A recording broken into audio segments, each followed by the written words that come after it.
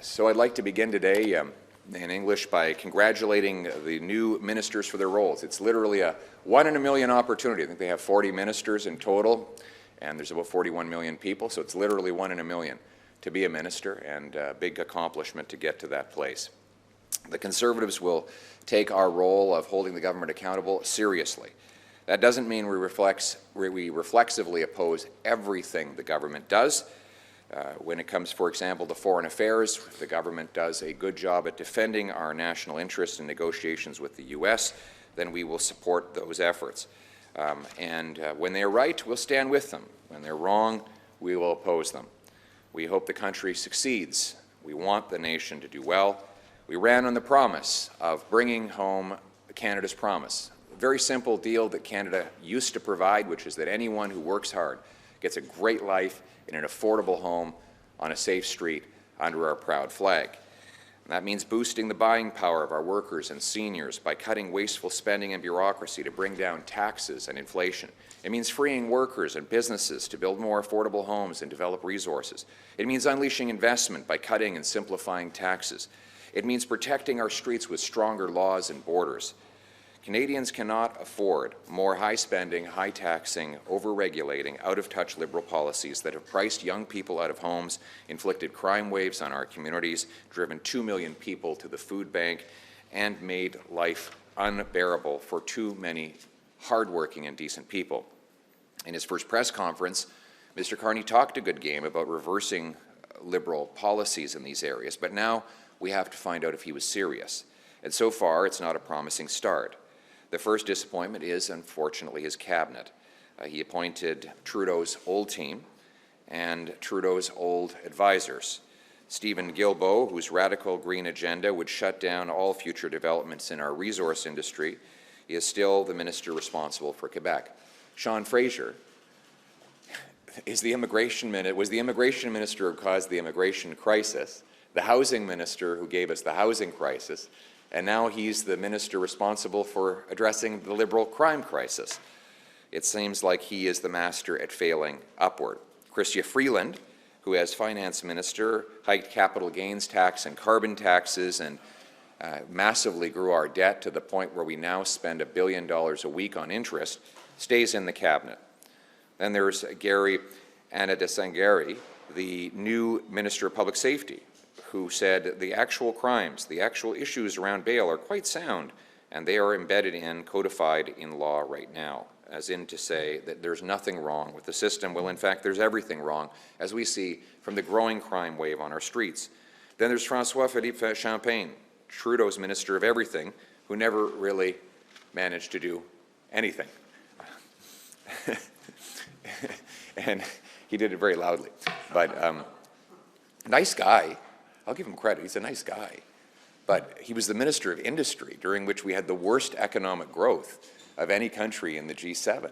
And now he's in charge of the budget.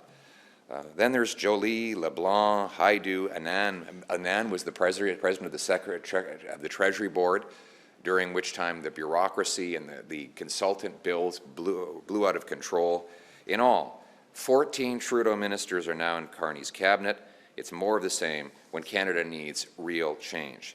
Even the new additions are problematic. Gregor Robertson was the mayor of Vancouver, who pushed for total legalization of hard drugs, distribution of tax-funded opioids.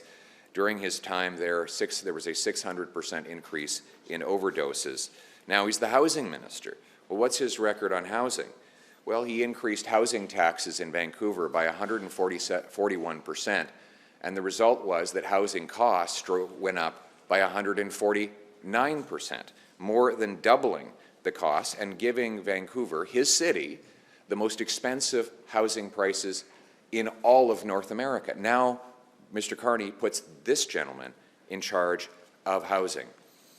If this is the new blood that Mr. Carney is bringing into the cabinet, then sadly for Canadians, nothing is going to change, and the role of the Conservative Party will be more important than ever. Conservatives will continue to push real solutions. We'll put forward constructive ideas to reverse the housing crisis, make food affordable, and grow our paychecks. And these sorts of things cannot be solved with more bureaucracy and Liberal laws. We need common sense results. And that's why Conservatives will continue to push for less spending, less taxes, less inflation, to lock up criminals, remove bureaucracy, speed up home building and resource production.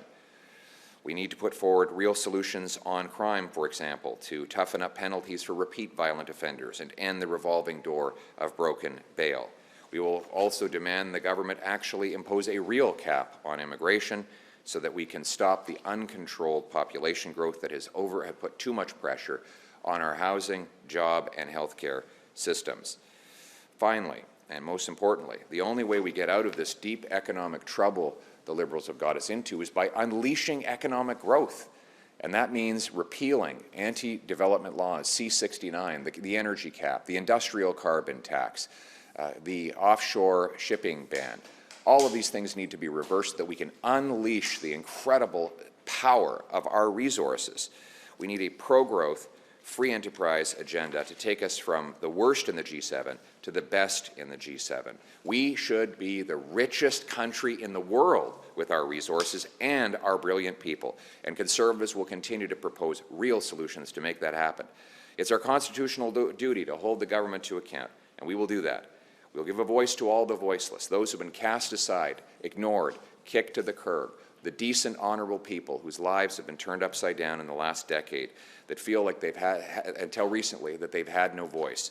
They've asked me to continue to fight for them, and Conservatives are going to be their voice on the floor of the House of Commons.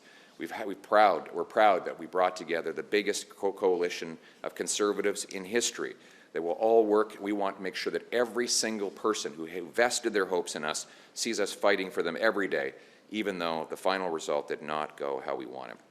We want to see dramatic changes, not soft reassurances. We also have an offer to make the Liberals. My message to Mr. Carney, steal my ideas. We've got great ideas.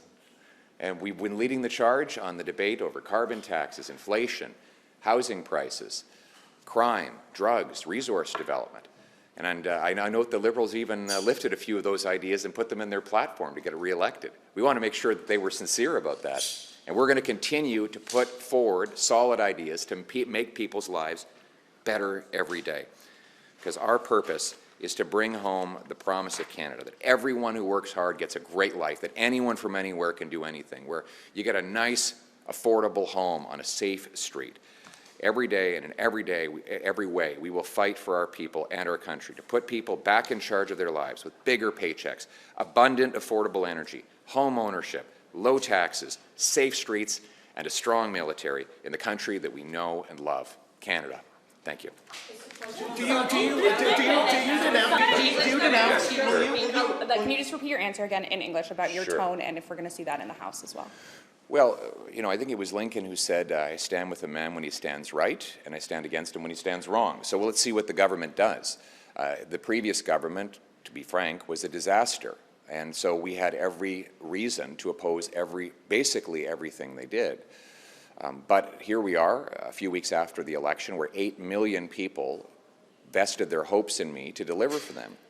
And the best way I can do that is put forward good ideas that will make their housing affordable and their food affordable, let their streets be safe, give them a chance at growing paychecks. So when we put forward good ideas and the government accepts them, then we're going to be celebrating. Where the government acts against the interests of the country, then we will fight tooth and nail to stop them. So we will fight for the 8 million people who voted for us, and we will work with anyone that will deliver gains for those people, because we're in it for them and for all Canadians. Are you willing to publicly denounce Alberta separatism and the Alberta separatist movement ahead of a possible referendum on Alberta independence next year? Look, I'm against separation. I'm a born and raised Albertan. I love Canada. I think we need to unite this country. Albertans have a lot of legitimate grievances. I mean, let's be blunt.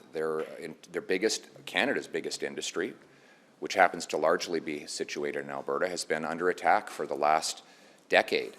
They've lost 2 major pipelines, a $20 billion mine. There's a new ridiculous energy cap that's going to drive jobs and production south to the United States of America.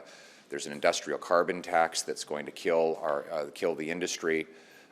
And so, frankly, Albertans have a right to be frustrated.